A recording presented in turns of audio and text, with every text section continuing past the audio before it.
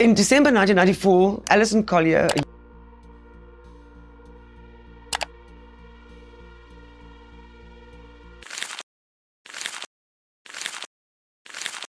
Heyo guys, thank you buat kalian yang udah ngeklik video ini. Gimana kabar kalian hari ini? Menyenangkan? Melelahkan?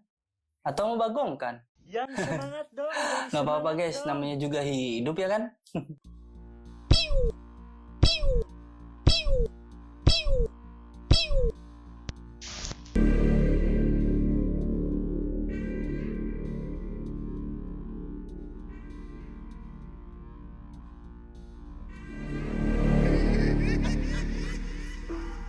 Kali ini gue mau bercerita tentang kisah nyata yang dialami seorang perempuan yang bernama Alison Botha.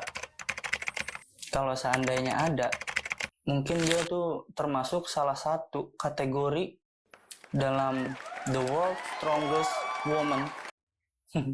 Jadi si Alison Botha ini, dia tuh seorang kepala sekolah, tepatnya kepala sekolah yang khusus para perempuan di Afrika Selatan ya guys. Jadi tepatnya tanggal 18 Desember 1994 si Alison Botha ini mengalami kejadian yang gak bakalan mungkin dia lupakan dalam seumur hidupnya. Gua aja yang lagi nyari-nyari beritanya saat ingin membuat video ini sampai merinding guys dengan kejadian yang dia alami.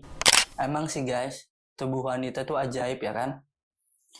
Saat melahirkan aja tuh rasanya udah setara sampai 20 tulang yang patah secara bersamaan guys. Dan mampu menahan rasa sakit hingga 45 del. Tapi saat wanita melahirkan, ia tuh bisa menahan rasa sakit hingga 57 del. Lah, gua pas demam 40 derajat aja, bawaannya udah pengen nulis surat wasiat. Aduh. Tapi gue bingung sih. Menulis apa coba di surat wasiat? Meninggalin apa gue? Tapi sebelum kejadian 18 Desember 1994 yang dialami oleh Alison Botha, gue mau kenalin dulu guys. Dua orang laki-laki yang bernama Franz Dutoit dan Tins Kruger. Latar belakang dari Franz ini sebenarnya dia dibesarkan dari keluarga yang baik-baik guys. Namun memang dia dari kecil tuh memang udah terkenal sebagai anak yang problematik guys. Dan sampai di sekolah tuh dia dicap sebagai anak yang nakal. Mulai dari bolos sekolah, sering ngejailin temennya, dan susah banget bersosialisasi terhadap teman-teman yang lainnya. Mungkin ya sama sih, gue juga dulu nakal. Tapi kenakalan dia tuh lebih parah guys. Dan tingkat kenakalannya si Franz ini tuh udah sampai levelnya tuh setingkat dewa guys. Bayangin aja, sewaktu dia SMP, dia tuh membakar asrama sekolahnya sendiri. Gila kan? Namun memang tidak ada korban jiwa dalam kejadian tersebut. Namun hal itu ya udah membuat dia tuh akhirnya dikeluarkan dari sekolah. Dan akhirnya si keluarganya Frank ini dia memutuskan untuk berpindah kota. Ya mungkin karena mereka nggak mau kena masalah yang lain kan di kota itu. Dan udah terkenal banget kan si Frank ini sebagai anak nakal. Dan saat si Frank ini ditanya, kenapa sih kok dia bisa gitu kan melakukan kenakalan yang sampai sebegitunya, ya dia pun menjawab, ya dia sebenarnya terinspirasi dari lagu-lagu heavy metal gitu, yang dimana lagu-lagu heavy metal itu kadang menyisipkan sebuah pesan-pesan tersembunyi gitu. Jujur guys, gue juga suka dengerin lagu-lagu heavy metal, tapi kayaknya gue biasa aja deh. Apa cuma nakal-nakalan dia doang ya? Coba guys, kalau kalian suka dengerin lagu-lagu heavy metal atau band-band yang kalian tahu yang bermusik aliran keras gitu, kasih tahu gue di kolom komentar. Mungkin gue ada yang belum tahu. Nah, sekarang setelah kita mengenal si Frank ini, kita mengenal salah satu temannya yang menjadi partner in crime-nya dia, yang bernama Tins Kruger. Ya, berbeda banget sih latar belakangnya si Frank sama si Tins Kruger ini. Si Frank yang tumbuh di keluarga baik-baik, namun berbeda banget dengan si Tins ini. Tins ini tuh nggak merasakan kasih sayang seutuhnya dari keluarganya. Keluarganya tuh bercerai, ia juga pernah mengalami pelecehan seksual dari ayah tirinya, dan akhirnya dia tumbuh menjadi anak yang kurang bisa bergaul, dan di antara teman seusianya, dia tuh juga banyak mendapatkan tindakan bullying. Ya, miris juga sih sebenarnya. Karena semua yang dialaminya, akhirnya si Tins ini menjadi pecandu minuman keras dan juga obat-obatan terlarang, guys. Ya, emang sih miris hidupnya. Tapi kan nggak lebih baik sadar aja ya. Memang kalau kalian minum minuman keras gitu dan mengkonsumsi obat-obatan terlarang dapat menyembuhkan luka gitu, guys. Setelah kita tahu latar belakang dari si Frank dan si Tins ini, kita kembali ke kronologi kejadian di tanggal 18 Desember tahun 1994 ya, guys. Pada hari itu tuh Alisan Bota ini dan teman-temannya tuh sedang melakukan sebuah party. Ya, party kecil-kecilan gitu. Pesta kecil-kecilan, datang tak dijemput, pulangnya minta diantar. Di salah satu pantai yang ada di Port Elizabeth. Jadi setelah pesta tersebut, Alisan Bota ini kasihan sama temennya, guys. Karena ya udah larut malam dan tidak ada kendaraan yang lain. Jadi dia bersedia untuk mengantarkan temannya. Setelah dalam perjalanan mengantarkan temannya, sebenarnya awalnya tuh baik-baik aja, guys. Mereka sampai dengan selamat di tempat temannya ini. Namun kejadian itu terjadi nggak lama. Seorang laki-laki langsung menghampiri mobilnya Alisan Bota dengan membawa sebilah senjata tajam yang langsung menodongkan ke arah Alisan Bota. Nah, Alisan Bota yang panik tidak bisa berkata-kata apa-apa karena udah langsung ditodong sama lelaki misterius ini. Dan lelaki misterius ini langsung berkata, "Move or I kill you," yang artinya pindah atau saya akhiri hidupmu. Dengan sedikit panik, akhirnya Alisan Bota pindah ke kursi penumpang, guys. Di dalam mobil, pria ini sebenarnya awalnya baik-baik aja, guys. Dia melakukan percakapan dengan Alisan Bota dengan baik-baik dan memperkenalkan dirinya sebagai Clinton. Clinton ini berbicara kepada Alisan Bota bahwa ia hanya akan meminjam mobilnya selama 1 jam. Namun si Alisan Bota ini masih berpikir positif, guys. Mungkin ini hanya kasus pembajakan mobil biasa yang terjadi di Afrika Selatan. Memang banyak pada tahun itu tuh pembajakan mobil yang dilakukan di Afrika Selatan ini. Tapi ya mobilnya cuma dipakai, ya nanti dibalikin lagi. Atau ditaruh begitu aja di pinggir jalan. Dan setelah cukup lama, si pria ini akhirnya memberhentikan mobilnya di pinggir jalan yang tidak diketahui oleh Alisan Bota tempatnya dia ada di mana. Dan tak lama kemudian ada seorang pria lagi yang menghampiri mobil si Alisan Bota ini. Pria itu datang menghampiri mobil Alisan Bota dan lalu masuk ke dalam mobil. Akhirnya Alisan Bota tambah merasa ketakutan karena di dalam mobilnya telah ada 2 sosok pria misterius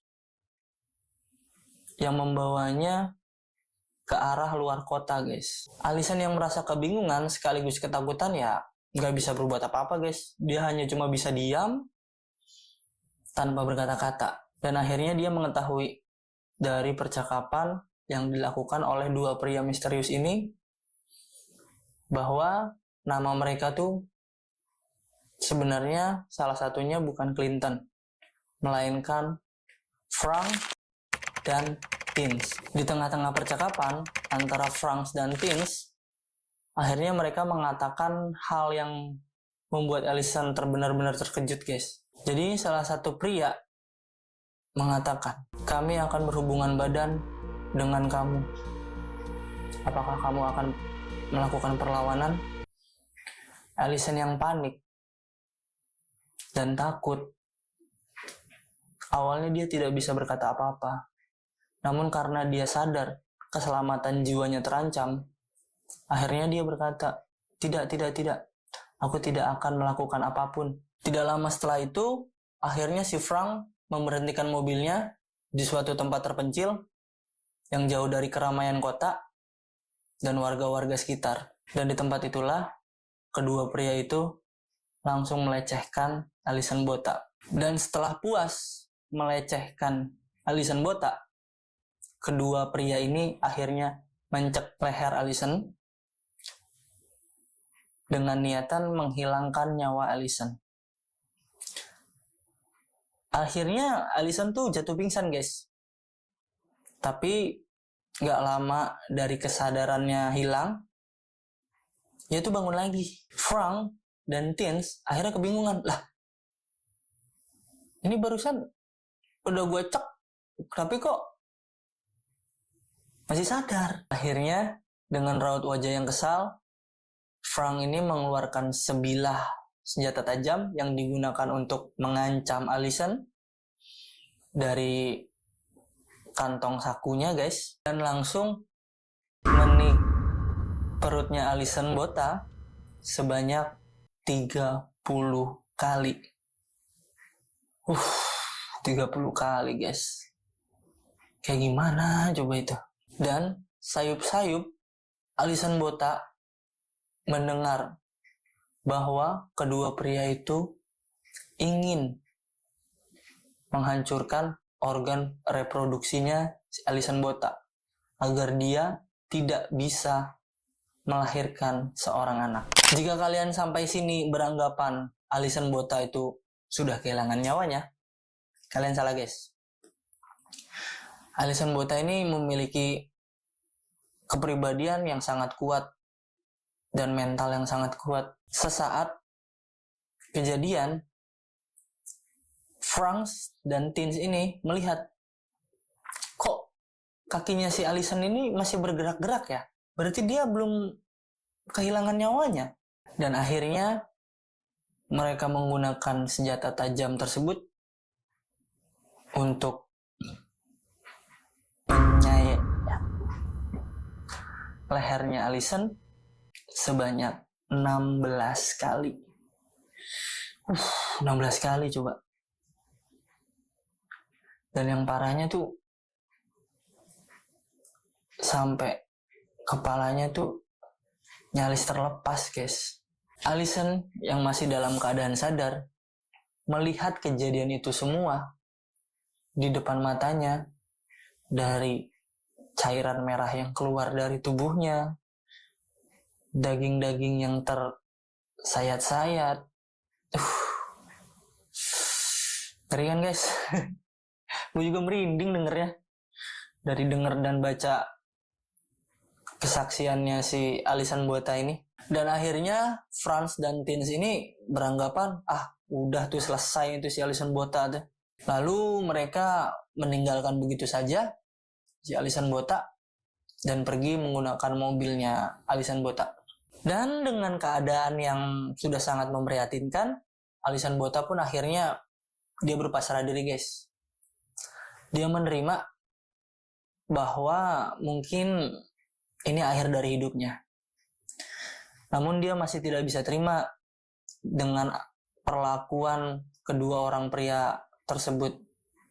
Ya kali, mereka telah melakukan tindakan sekeji itu dan mereka dapat lolos dari hukuman. Dan karena si Allison ini masih mengingat percakapan antara kedua pria misterius ini, dia masih mengingat nama dari si Frank dan Tins Dan akhirnya dia menuliskan nama dari Frank dan Tins di atas pasir atau tanah di sekitaran dia tergeletak. Dan dengan sisa-sisa tenaga yang dia miliki, Allison juga menulis I love you mom. Saat Allison ini ingin memejamkan matanya, ia melihat sekilas cahaya dari arah kejauhan. Setelah melihat sekilas cahaya tersebut, Allison Botha memantapkan hati dan pikirannya untuk bisa selamat. Karena masih ada kemungkinan dia bisa selamat. Itu hal yang dipikirkan oleh si Allison Botha ini. Dan setelah dia dalam posisi duduk guys, ia melihat ke arah perutnya dan ternyata organ-organ dalamnya keluar begitu saja guys. Dan dengan merasakan sakit yang amat terasa mungkin tak tertahankan ya guys, dia masukkan kembali organ-organ tubuhnya tersebut ke dalam perutnya dan dia ikatkan kaos yang dia kenakan di perutnya untuk menahan organ-organ dalam tersebut. Setelah itu Allison Botha berdiri guys. Namun saat dia berdiri, ternyata kepalanya terbalik ke belakang. Karena posisi dari kepalanya Allison Botha ini nyaris lepas guys.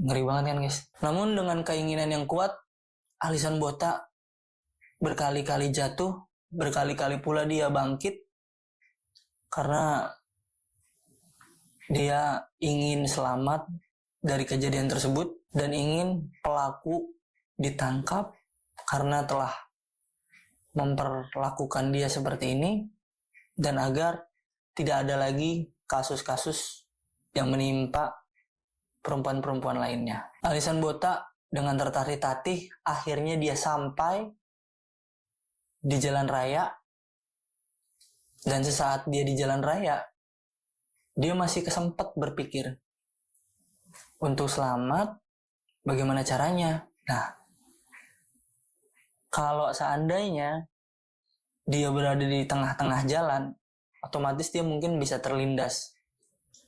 Oleh karena itu, dengan sisa tenaganya yang ada, dia bergerak menuju garis tepi dari jalan. Garis putih di pinggir jalan gitu guys. Tak lama dari itu, Allison membaringkan tubuhnya di pinggir jalan. Tiba-tiba ada sebuah mobil yang melintas dari kejauhan. Mobil tersebut dikendarai oleh mahasiswa muda. Mahasiswa muda ini jurusan kedokteran hewan yang bernama Tian Eilert. Melihat ada yang tergeletak di pinggir jalan, kemudian si Tian ini memberhentikan mobilnya dan menghampiri Allison yang sedang bisa dibilang sekarat kali ya guys ya. Tian yang sadar akan kondisi Allison Botha langsung meraih tangannya Allison Botha dan ngecek apakah nadinya masih ada ataukah orang ini masih sadar. Dan ajaibnya tuh si Tian ini masih merasakan denyut jantungnya Allison Botha dan juga masih mendengar suara nafas Allison. Dan kemudian dia juga berhasil mengembalikan kelenjar tiroid ke dalam tubuhnya si Allison Botha ini yang udah keluar menjuntai-juntai gitu guys. Dan langsung menelpon petugas tanggap gawat darurat atau 911. Dan agar kesadaran si Allison tidak hilang, Tian ini berkata kepada Allison bahwa ia memiliki mata yang sangat indah dan tidak pernah dia lihat dari kebanyakan orang lainnya. Ini tuh bukan maksudnya Tian ngegombal di saat waktu yang tidak tepat ya guys. Namun ya dia melakukan hal itu agar si Allison ini tidak kehilangan kesadarannya dan memejamkan matanya, guys. Berkali-kali juga Tian ini memuji Allison dan mengajak si Allison ini berbicara, walaupun Allison ini bicaranya juga udah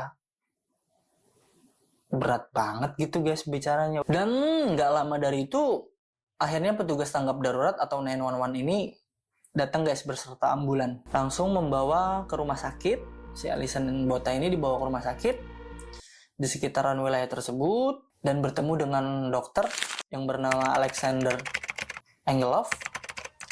Bahkan dokter ini mengatakan, dalam 16 tahun ia melakukan praktek kedokteran, belum ada satu orang pun yang berhasil selamat dalam kejadian seperti ini. Biasanya yang sudah ditiam aja udah langsung kehilangan nyawa. Sedangkan Allison Botha ini berkali-kali ditiam dan juga digook, dia masih bisa selamat, guys. Ya, dengan kemampuan yang dia miliki, akhirnya si dokter Alexander Engelhoff ini berhasil melakukan operasi kepada Allison Botha dan berhasil menyelamatkan nyawa si Allison Botha ini, guys. Respect banget sih sama dokter-dokter yang seperti ini, mendedikasikan waktu, tenaga untuk para pasiennya. Respect, mantap. Dan Allison ini akhirnya dia bisa pulih dengan cepat, guys. Dia tuh bisa pulih dengan rentan waktu 3 minggu dari kejadian.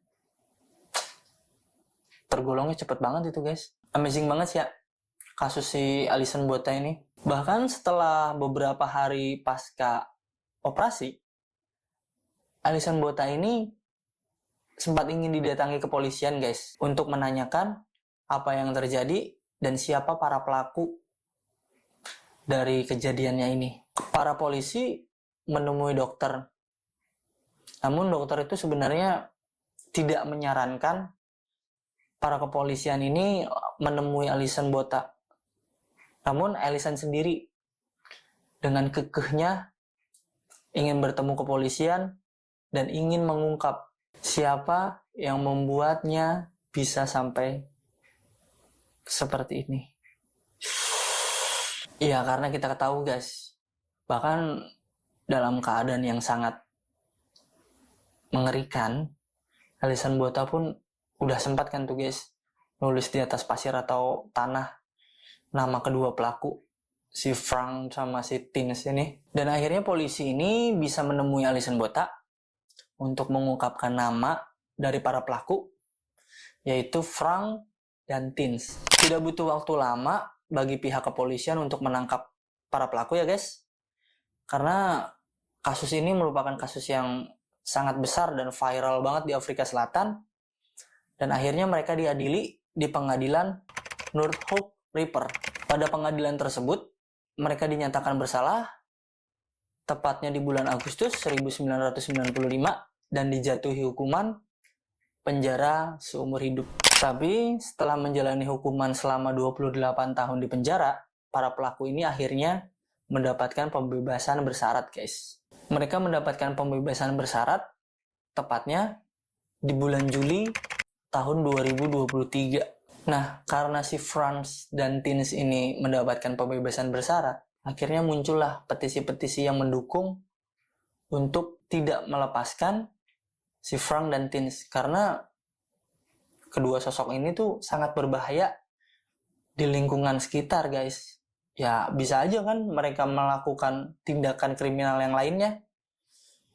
Tapi, kalau menurut gue, manusia tuh masih boleh dapat kesempatan kedua nggak sih, guys? Gimana menurut kalian? Dan jika kalian ingat percakapannya Frank dan Tins yang mengatakan bahwa ingin menghancurkan organ reproduksinya si Allison Botha, namun setelah akhirnya si Allison ini menikah, Allison Botha ini bisa memiliki anak, guys. Bukan cuma satu, bisa memiliki anak sampai 2 dia malah. Normal seperti wanita pada umumnya. Dan akhirnya Allison ini menggunakan hidupnya menjadi seorang aktivis dan juga membagikan kisah-kisahnya agar orang-orang lain lebih berhati-hati dan belajar dari kasusnya. Ya, dia jadi seorang motivator gitu guys. Dari tadinya dia survivor, seorang yang bertahan hidup, kemudian dia menjadi motivator dan pembicara-pembicara. Ya, seperti yang kita ketahui guys, keinginannya untuk berjuang hidup dan bertahan hidup itu sangatlah besar. Dan dari sanalah yang membuat ia bisa bertahan hidup sampai selama ini guys. Emang ya, masalah hidup orang lain tuh beda-beda. Tapi dengan pola pikir atau mindset kita yang positif, tentunya segala hal tuh kita masih bisa terlewati guys. Percaya aja sama Allah. Pasti ada jalan. Gak mungkin Allah itu memberikan cobaan kalau kita gak bisa melewatinya. So, thanks banget buat kalian yang udah mau nemenin gua dari awal sampai akhir video ini ya guys. Jangan lupa sempetin klik tombol subscribe-nya, juga di like. Ya kalau perlu kalian komen lah. Kan namanya juga gua YouTuber pemula ya, masih banyak salah-salah kata, masih banyak mungkin editan-editan yang kurang pas atau gimana. Supaya gua bisa memperbaiki channel ini ke depannya bersama tentunya mbak-mbak editor kita. Mbak-mbak editor kesayangan gua juga. Yang selalu kerja keras dalam membuat video-video walaupun baru cuma 2. Ini 3 sih. Oke deh, kayaknya gue ngomongnya udah terlalu lama, videonya juga kelakutnya kepanjangan, dan gue juga udah pengen ngopi. Nama gue Dika. See you at next video. Bye.